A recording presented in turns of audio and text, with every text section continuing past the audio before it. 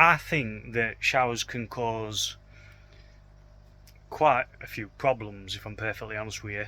What I do with my pond as we start drawing closer to the winter period, give me drain a flush, do a bit of a water change, and then this jack matting basically just catches everything. It's at 7.3 now. I dare say by end of this afternoon it'll have just flicked up to 7.4. This time it's going to be a bit of detox formula, because last time I used some Bacto Plus, and I alternate these products. So we're just on the last 7 seconds now, and see if it's done its job yet.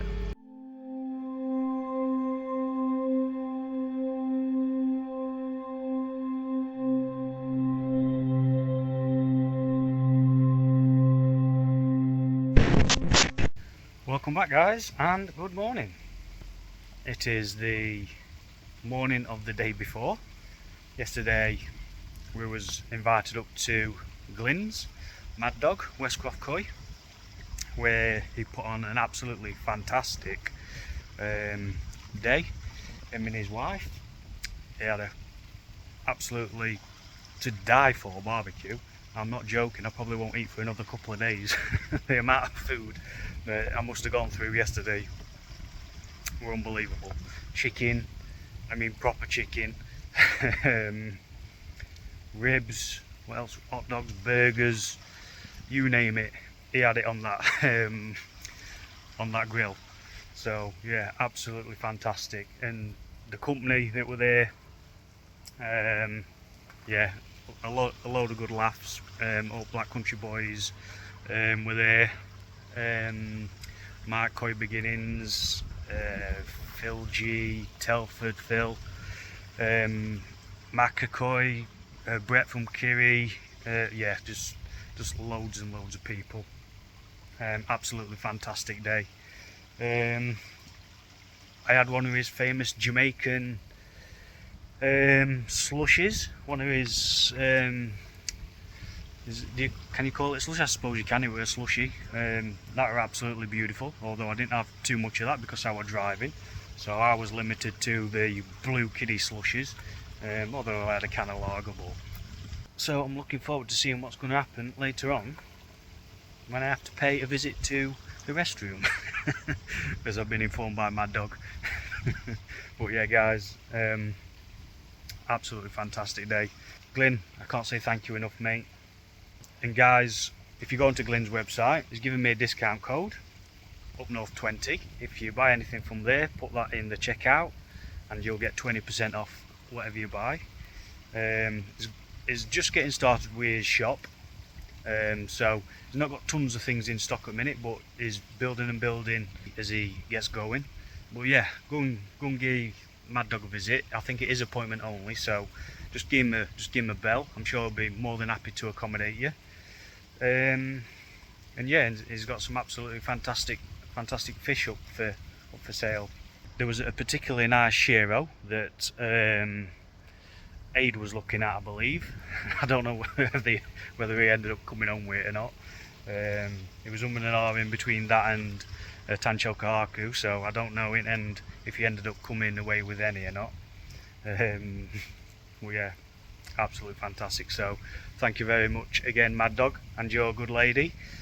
Right, so now guys, I am just on with a bit of maintenance this morning. I've got my window cleaned down, got that out of the way because that needed doing.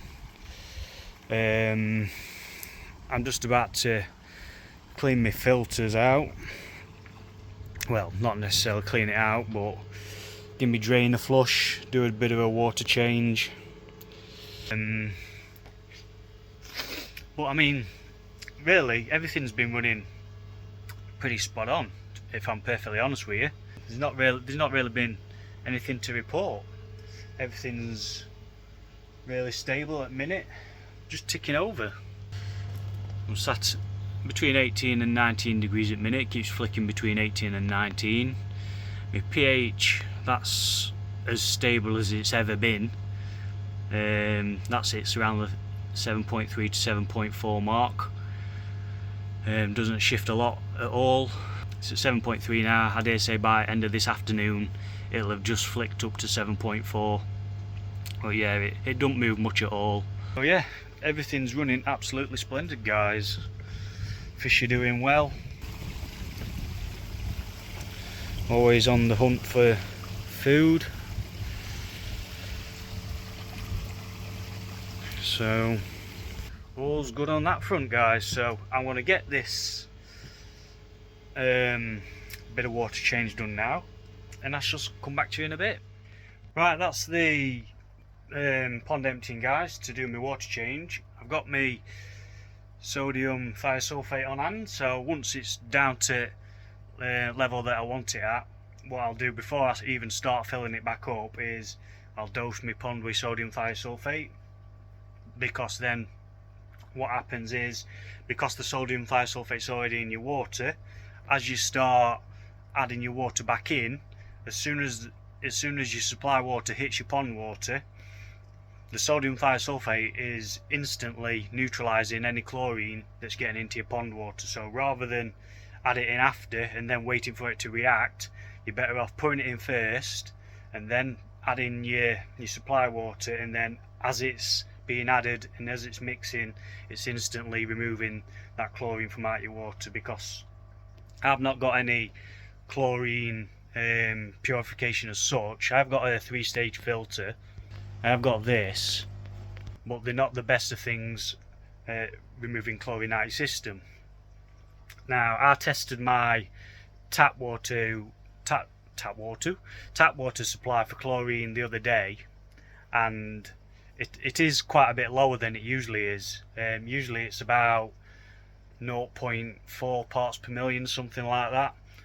But I checked it the other day and it was at 0.2, so it is a bit lower, well, half of what it is usually. But either way, it's still too much. I think the maximum amount of chlorine that koi is supposed to be able to tolerate in your water, I think it's 0.03 parts per million. So that's what we're aiming for.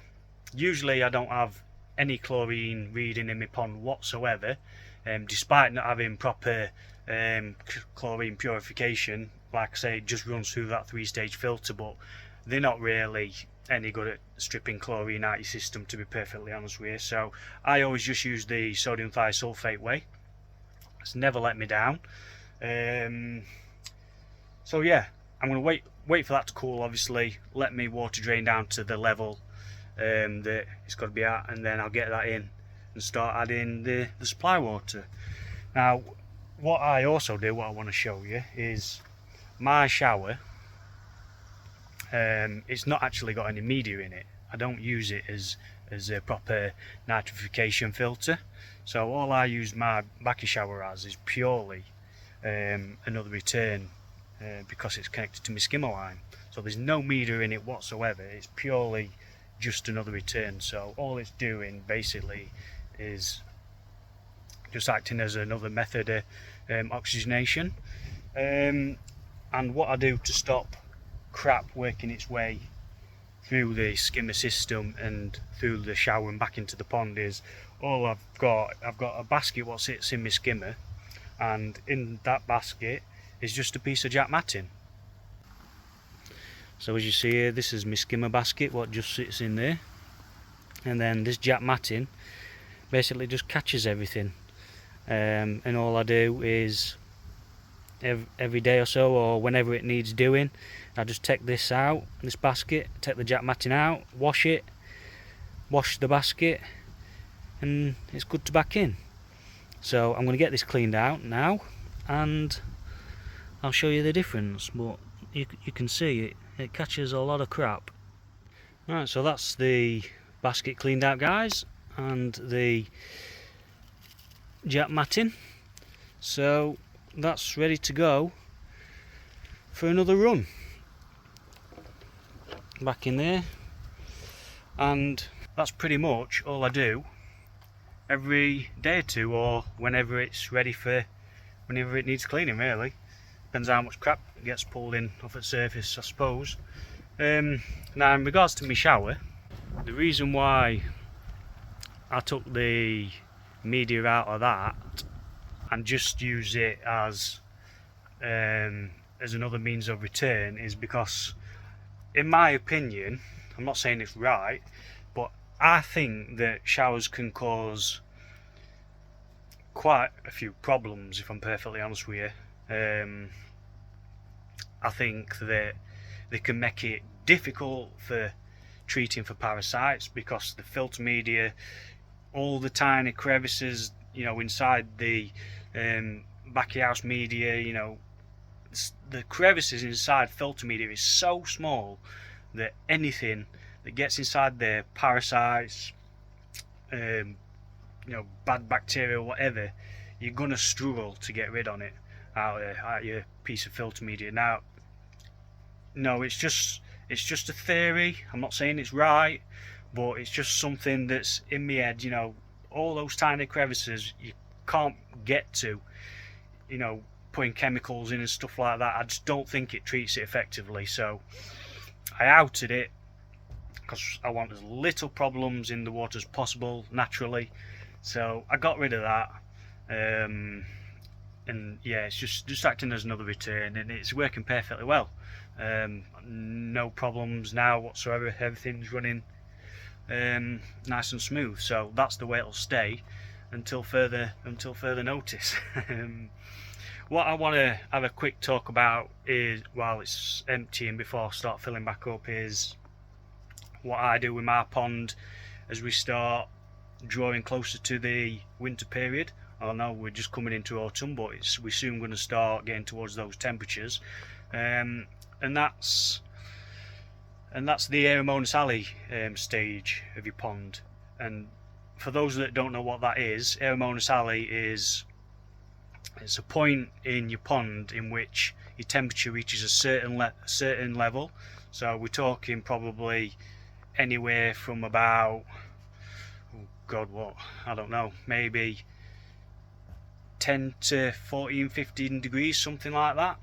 And that's the sort of temperatures where your fish can become at the most vulnerable. And that's simply for the reason that the fish's immune system is very low, but parasite activity and bacteria activity such as Aeromonas is still relatively high. So your fish becomes vulnerable. If they get stressed or anything like that, it's easy for those parasites and bacteria to attack the fish. So it's important that we try and give the fish as much stress relief as possible to avoid those situations. Now, personally, what I do with my pond, obviously I've got the advantage of being heated, so I can control my temperature to wherever I want it. So what I tend to try and do is, obviously my pond at the minute it's at 18 degrees, and my pond will stay at 18 degrees until ambient temperatures outside start falling below 10 degrees on a consistent basis. And basically what I'm trying to do by doing that is, at some point I'm probably going to have to go through the Aeromonas alley stage. Well, not probably, I will, because I'm not keeping me pond heated through the winter. So at some point I'm going to have to go through that stage. Now what I want to do is get through that stage as quick as humanly possible. So until the ambient temperature starts falling below 10 degrees, it'll stay at 18 degrees, and then as soon as we hit those ambient temperatures, I'll start bringing my water temperature down. Not stupidly fast, because that's just going to stress the fish. I'll start bringing it down by a degree a day until my water temperature is comfortably sitting at 8 or 10 degrees. And then that means that my pond isn't going to be sat at those iffy temperatures in the Aeromonas alley stage for too long. So it minimises the impact that those sort of water temperatures can have on your fish. Now obviously not everybody has the ability to do that, but that's just what I like to do, and that's just one benefit of being heated can have. Now you don't even need to be heated all year round. you know, if you've got the means of doing it, then you could just use a little inline heater just to get you through those Aeromonas stages, you know, until ambient temperatures are past those Aeromonas alley stages. So something to think about on that anyway. It's just what I like to do, just to minimise any stress by being sat in those temperatures. Alright, I'm going to stop babbling and flapping me lips. I'm going to finish this water change off, guys. It's about empty. It's about where it should be at now, and I'm going to get this sodium thiosulfate in. Should have cooled down enough now, and then start getting some water back in. So see you in a bit, guys. Right, the pond's back up and running, guys. All filled up. What I usually do now, once I've filled everything back up, once I've done a water change, because I've added sodium thiosulfate, I'm going to make sure that it's done its job in neutralising the chlorine. I think it may have had long enough to do that job, so what I'm going to do first, before I do anything else, is I'm going to test the chlorine, and then what I go on to do is, depending on the week, because I alternate this method, is I'll either add some Bacto Plus or I'll add some detox formula in. This time it's going to be a bit of detox formula, because last time I used some Bacto Plus, and I alternate these products. So this time it's going to be the detox. About 60 odd gram or so of that goes in, and that just helps neutralise any other pollutions, gets rid of metals from the supply water, and helps the fish in various other ways too. So that's going to be going in. But first, like I say, I'm going to do a chlorine test, make sure everything's good on that side, and we'll go from there. So we're just on the last 7 seconds now, and see if it's done its job yet.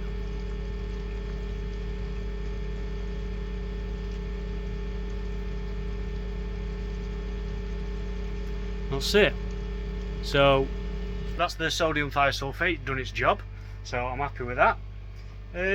So I'll get this put away, and I'll show you what I do with detox formula. Right, so with the detox formula, all I do is I use 60 grams, weigh it out, and I'll just sprinkle it on top of the pond. I did used to mix it in a bucket, but you can just sprinkle it over your pond. It does exactly the same thing. So this will, like I say, this will help to remove any metals that came through in the supply water. We've dealt with the chlorine, so this is going to help decontaminate any metals and other pollutants, things like that. The actual amount of this that you use is totally dependent on your particular pond. The actual recommended dosage is just a guideline, because different ponds have different contamination levels, so it's basically just a base starter dosage, and you have to adjust it to suit your own needs. But all I do, just zero my scales, and I literally just scoop out 60 grams.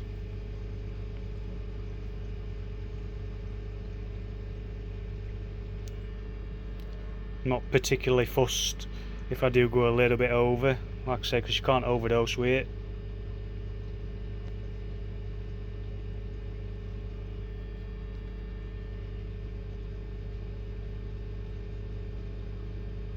That'll do. So I've got 62 grams there, and then literally all I do is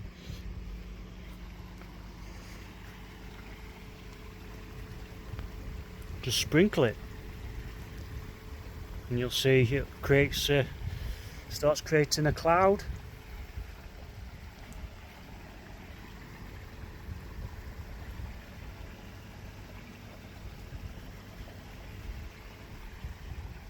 I'll take it round here. Just get a bit of distribution.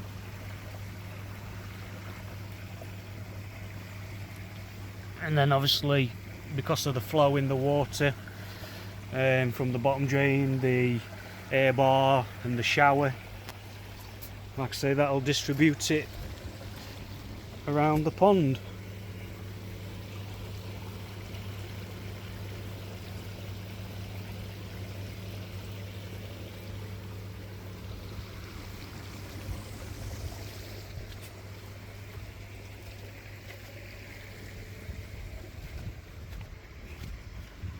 I have to be careful walking down the side of my pond because it gets quite boggy.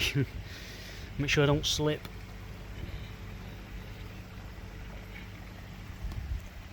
So that's it.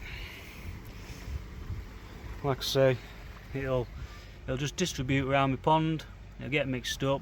Don't matter if fish suck on it at all, any lumps what are in it, that don't matter one bit.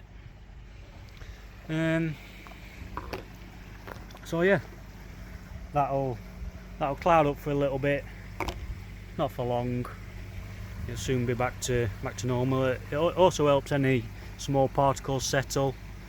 So yeah, that's all I do with the detox formula, guys.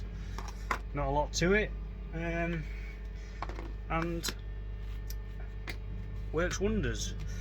It does help to reduce your ammonia and your nitrite levels too, as it breaks down contaminants. So that is that, guys. That's my maintenance done.